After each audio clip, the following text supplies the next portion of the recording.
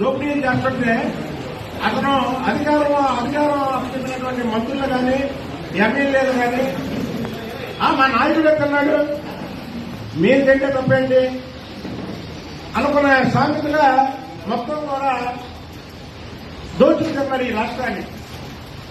ఇవాళ చంద్రబాబు నాయుడు గారు లాంటి అనుభవం గల నాయకుడికే ఏంటి రాష్ట్రాన్ని ఎంత అధోగతి పాలు చేశారని బాధపడుతున్నటువంటి వైను. చంద్రబాబు నాయుడు గారు ముఖ్యమంత్రిగా ఆ పీఠం ఎక్కిన తర్వాత అక్కడ చూస్తే ఏ శాఖలో కూడా వీళ్ళు అంటే శాఖలన్నీ కూడా భుజించేశారు వీళ్ళు. ఇది చాలా దుర్మార్గమైనటువంటి చర్య. దీని మీద వైసీపీ అలాగే జగన్ బ్యాచ్కి ఛాలెంజ్ ఇచ్చినది ఒకటే,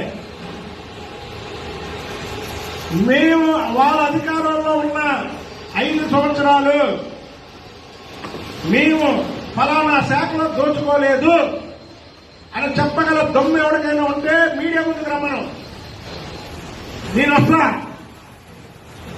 అన్ని శాఖల ఫైళ్లు పట్టుకొని వస్తా. మీకు ఆ దమ్ము ధైర్యం ఉందా? మీకు ఆ దమ్ము ధైర్యం ఉంటే నేను రావడానికి సిద్ధంగా ఉన్నా.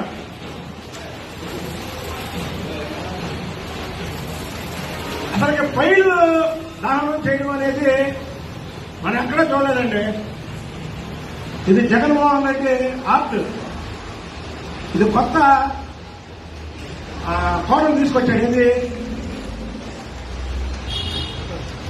అసలు ఏంటిది అనేది ప్రతి ఒక్కరికి తెలియని పరిస్థితి అయిపోయింది. ఏంటి పైనేంటి తక్కువైంది, పైనేంటి తక్కువైంది. ఈ శాఖ లేదు, ఆ శాఖ లేదు. ఇది జగన్మోహన్ రెడ్డి ఆర్ట్. ఇది ఎవ్వరికి అర్థం కానటువంటి ఆర్ట్.